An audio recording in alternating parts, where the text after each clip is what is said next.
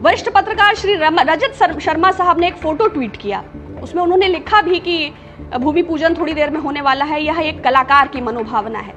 तो कलाकार भक्त की भावना है या अंधभक्त की भावना है? जैसे कि श्रीमान उवैसी साहब का एक ट्वीट आया कि अभी जिंदा है, मैं कोई डिमोलिश्ड या कोई मैं डिस्प्यूटेड नेम लेना नहीं चाहती, तो आप समझिए कि ये वही लोग हैं और हमारे युवाओं को गुमराह करने वाले। तो अब पीछे मुड़कर देखने का समय नहीं है और ना ही हमें अपने युवाओं को या किसी भी राजनीति के जो भी लोग इसको एक वैचारिक या जीत के तौर पर या प्रोपेगेंडा के तौर पर या राजनीतिक विजय के तौर पर देख रहे हैं, ये बहुत दुखद है, ये बहुत गलत संदेश है। वो चाहे श्रीमान गिरिराज सिंह हो, चाहे वो भारतीय जनता पार्टी के मुख्य धारा के प्रवक्ता हो, सरकार को उन पर लगाम देनी चाहिए। नमस्कार, आप सबको श्री राम जन्मभूमि शिला पूजन की बहुत शुभकामनाएं। असत्य पर सत्य की विजय हो, धर्म की स्थापना हो।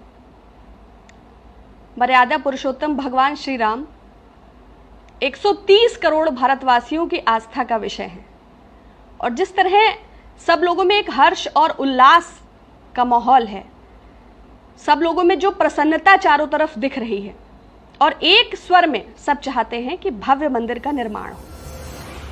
ऐसे में भी कुछ लोग जो हेट पोस्ट कर रहे हैं, जो हेट स्पीचेस दे रहे हैं, जो हेट ट्वीट्स कर रहे हैं, भगवान श्री राम से मेरी विनम्र प्रार्थना है कि सद्बुद्धि प्रदान करे उन भक्तों को, चाहे वे मुख्य धारा की मीडिया के पैनलिस्ट हो, चाहे वह मुख्य धारा की मीडिया हो, चाहे वह मुख्य धारा के सांसद, विधायक, मंत्री, मुख्यमंत्री इत्यादि हो, क्योंकि भगवान श्री राम पर सबका अधिकार है। वे सर्वव्यापी है, सर्वशक्तिमान है, सर्व आराध्य हैं।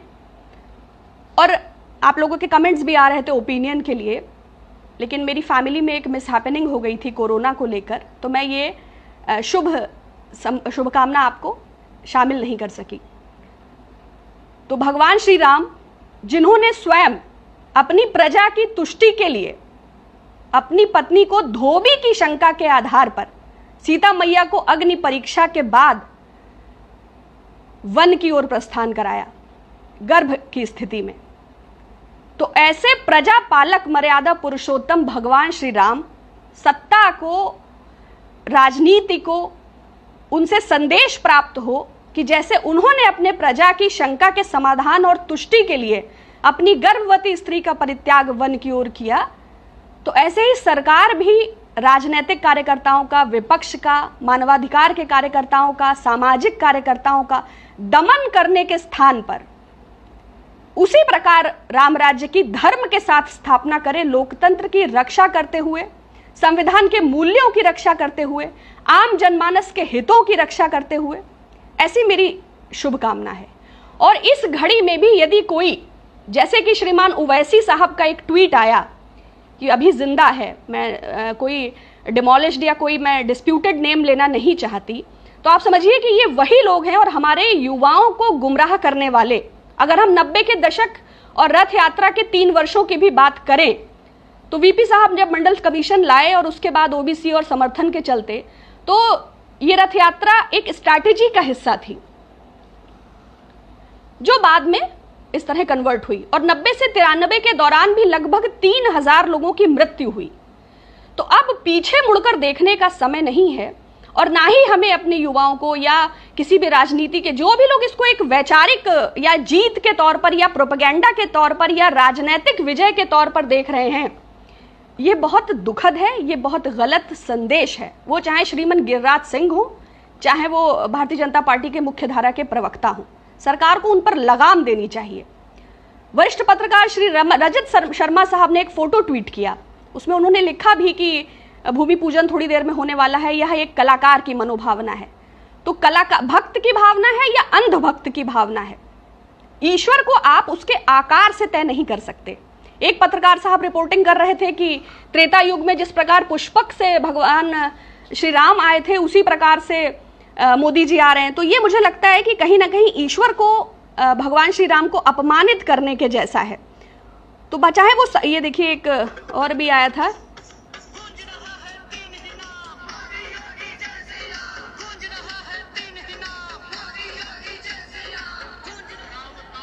तो ये दिस इज एब्सोल्युटली बैड, है ना। हम एक डेमोक्रेटिक नेशन हैं, तो भावनाओं का दुरुपयोग नहीं होना चाहिए। Gratitude is very important. ईश्वर हमारे हृदय में, भगवान श्री राम हमारे हृदय में प्रेम और सत्य के रूप में स्थापित होते हैं।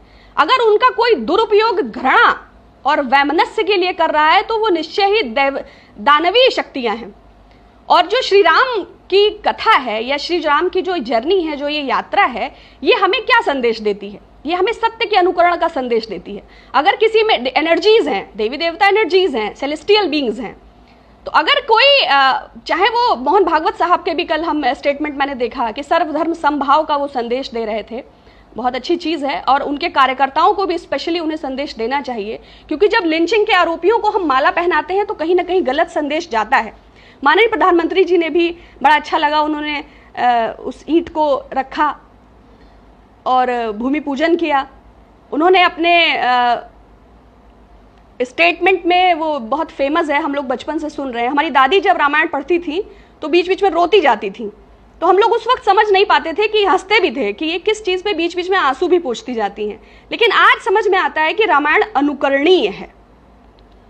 तो प्रधानमंत्री जी ने भी उस चौपाई का इस्तेमाल कल किया, जो समुद्र को याचना करते समय भगवान श्री राम ने 3 दिन तक समुद्र से अनुरोध किया।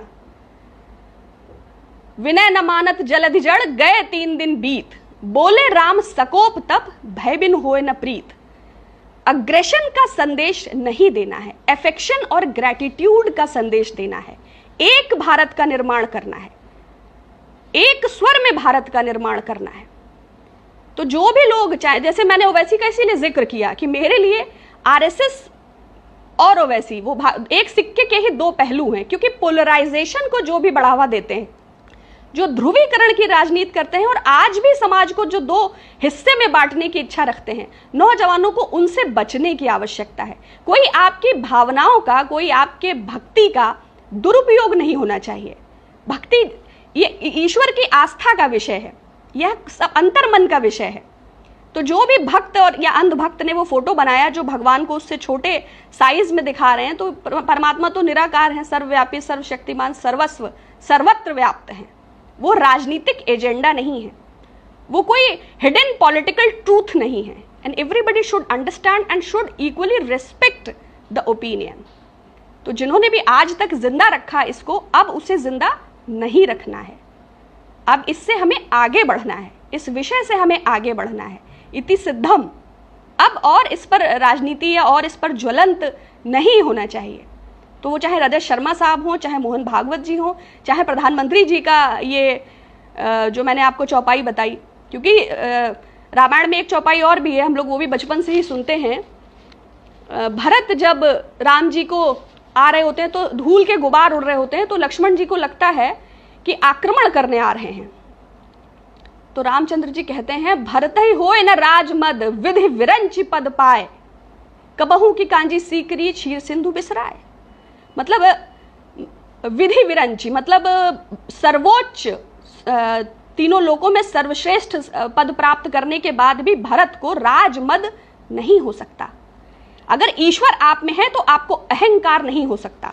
ईश्वर की कोई भी भावना, भगवान श्री राम की कोई भी हृदय में भावना ईगो की ओर लेकर नहीं जाती। अगर आप में अहंकार का इजाफा हो रहा है, आप कुछ भी हो, किसी भी पद पर हो, तो यह भक्ति तो नहीं है, दानवीय शक्तियों का विकास है, पाशविक शक्तियों का विकास है।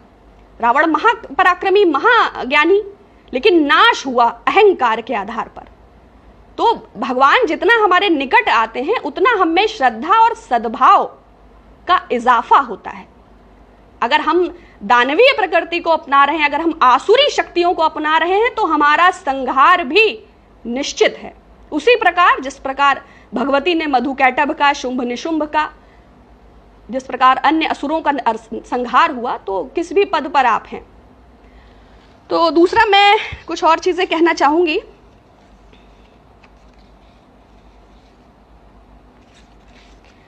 कुछ लोग मुझे भेजते हैं कि मैम आप समस्याओं पे बात करती हैं, निदान पर बात क्यों नहीं करती। देखिए, मैं ना प्रधानमंत्री हूं, ना मुख्यमंत्री, ना गृह मंत्री। एक सामान्य नागरिक होने के नाते जो विषय मुझे आकर्षित करते हैं उसको मैं छूती हूं। दूसरी चीज, निदान। बहुत आसानी से मैं सिर्फ 2 बातें समझती हूं। एक तो एजुकेशन, जब तक हमें, अब जैसे नई शिक्षा नीति भी आई है, मैंने कई बार जिक्र किया कि इंप्लीमेंटेशन के लिए हमारे पास पर्याप्त संसाधन नहीं है। किस आधार पर यह नई शिक्षा नीति लागू होगी, इसकी सरकार ने कोई रूट मैप नहीं दिया है। क्योंकि पूर्व में भी मास्टर स्ट्रोक था, भाई काला धन आने वाला है, कहां आया? स्मार्ट सिटीज बनने वाले हैं तो किधर बने हैं? डिमोनेटाइजेशन हुआ है, बहुत जबरदस्त स्टेप है, तो क्या हुआ? आप देखिए उद्योगों की हालत। जीएसटी लागू हुआ है, व्यापार तंत्र में बढ़ा, बिल्कुल क्या हो रहा है?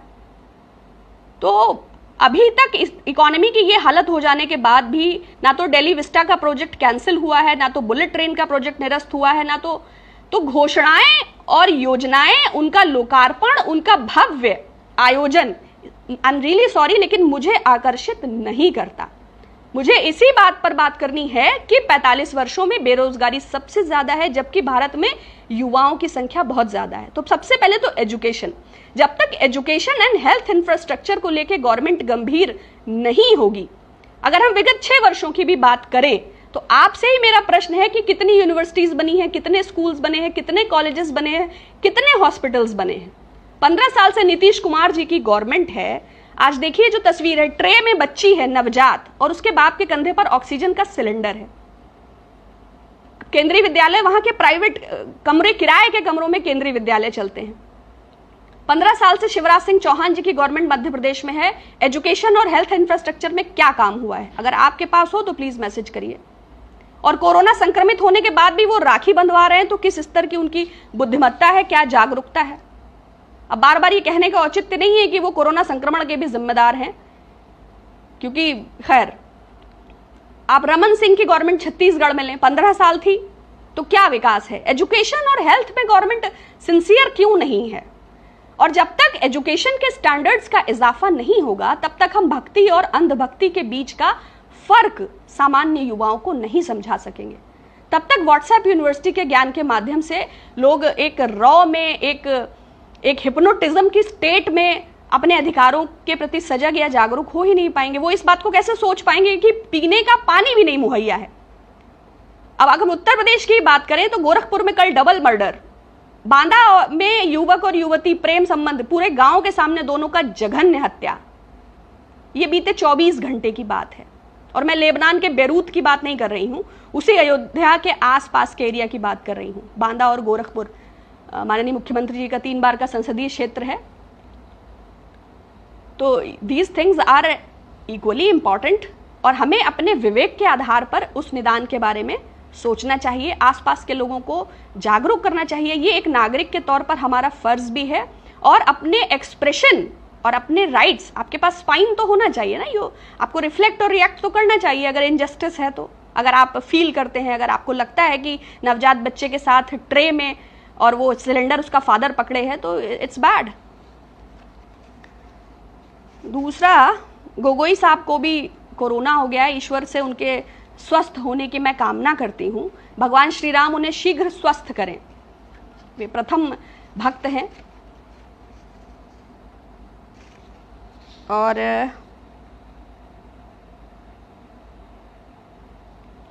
दूसरा सवाल, बहुत समय से सुशांत सिंह राजपूत के ओपिनियन को लेकर कहा जा रहा था।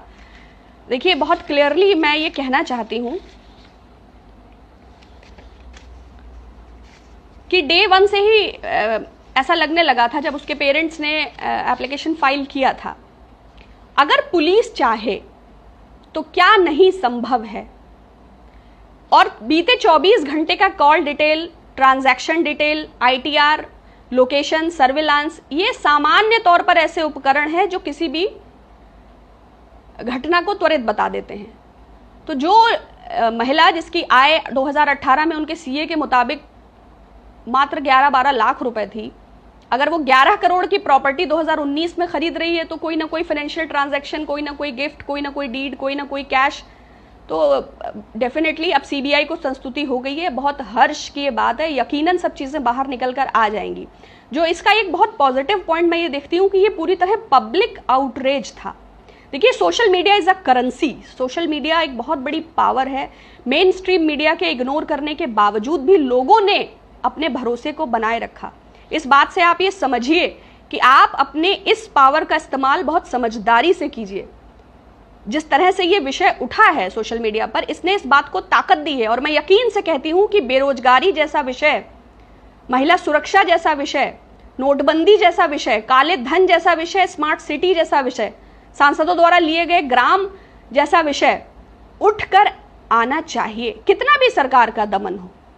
पब्लिक का आउटरीच, मतलब ये बहुत एक पॉजिटिव है, किसी को भी ब्लाइंडली फॉलो ना करें। इससे एक संदेश ये भी मिलता है कि हम मतलब अपने बच्चों को, चाहे वो डेटिंग के वेबसाइट्स हों, चाहे सोशल मीडिया इन्फ्लुएंसर्स हों, चाहे अभी बॉयज़ लॉकर रूम का थोड़े दिन पहले एक इशू आया था, हर किसी की बहुत ज़्यादा इन्वॉल्वमेंट है। तो ऐसे लोगों के जो भी ट्रैप्स होते हैं सोशल मीडिया के, उसमें फंसने ना पाएँ। ऐसे छोटे छोटे बहुत सारे संदेश भी हैं शो बिजनेस को लेके, जो एक डिबेट है नेपोटिज्म को लेके, बॉलीवुड माफिया को लेके, ड्रग्स को लेके, यंग सेक्स वर्कर्स को लेके, ड्रग्स की हेल्प से सेक्स स्लेवरी को लेकर, और तमाम लोगों के मतलब उनको बड़े ब्रांड्स के द्वारा ये प्रलोभन दिया जाना कि शो बिजनेस में वो अपनी जगह बना सकते हैं, उसके बाद उनका असंतुलित हो जाना, तमाम तरह की हत्याएं, आत्महत्याएं। तो एक बहुत इसमें संदेश भी है। तो दूसरी एक और भी इम्पॉर्टेंट चीज़ है कि जिस तरह कंगना रनौत ने और अर्नब गोस्वामी साहब ने इस मुद्दे को उठाया, तो मेरा उनसे अनुरोध है, देखिए जैसे उत्तर प्रदेश की मैं बात करूंगी तो कंगना ने आज आदित्य ठाकरे को टैग करके ट्वीट करके 7 सवाल किए हैं डर्टी पॉलिटिक्स का जिक्र करते हुए। अर्नब गोस्वामी जी भी बराबर इसको डिबेट कर रहे थे, इसको ग्रिल कर रहे थे, इस इशू को। अगर ये सिर्फ पद्मश्री का परिणाम है तब तो अलग बात है, लेकिन अगर आप वास्तव में सेंसिटिव हैं, संवेदनशील हैं, तो मुझे लगता है कि उत्तर प्रदेश का विषय भी जरूर उठाना चाहिए था कि विकास दुबे इतना बड़ा कैसे हो गया।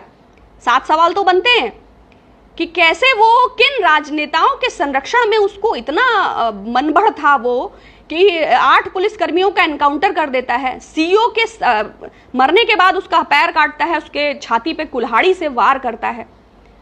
ये तो बनता है कि किस कानून के तहत उसके घर पर बुलडोजर चलाया जाता है, कैसे पुलिस विभाग अब तक उसकी मुखबिरी कर रहा था, वो कौन से राजनेता हैं जो उसके संपर्क में थे और उसकी कॉल डिटेल में बीते, किनके संरक्षण के चलते वो 3-3 जिलों को पार करके महाकाल पहुंच जाता है, कौन वो सुप्रीम हस्ती है जिसके अंडर में उसका सरेंडर हो जाता है, किसको छुपाने के लिए पूरे देश को पता था कि वो भागने की कोशिश करेगा और उसका एनकाउंटर होगा।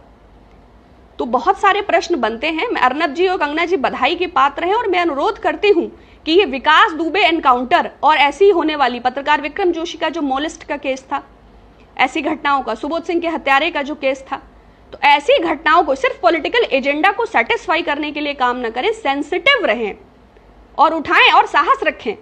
जैसे अर्नब जी का एक तरीका है ना कि उद्धव ठाकरे जवाब दो, पूछता है भारत, तो अगर साहस है तो पूछिए कि योगी आदित्यनाथ जवाब दो, पूछता है भारत, कैसे हुआ एनकाउंटर, कौन है वो लोग, कौन है वो राजनेता जिन्हें छुपाने के लिए विकास दुबे मारा गया, कौन थे वो राजनेता जिसकी दम पर उसने 8 पुलिस वालों का एनकाउंटर किया।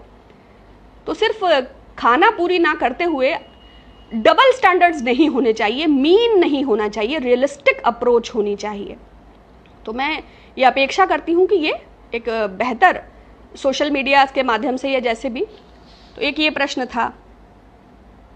अब चूंकि मामला सीबीआई के पास है तो इम्पार्शियल और फेयर इन्वेस्टिगेशन की हम लोग आशा करते हैं और जल्द ही हमें बिल्कुल पता चलना चाहिए, हमारा ये अधिकार भी है। तो आप सब स्वस्थ रहें, सुरक्षित रहें। बहुत जल्दी आपके प्रश्नों का उत्तर देना संभव नहीं होता, लेकिन पुनः बात होगी। बहुत धन्यवाद।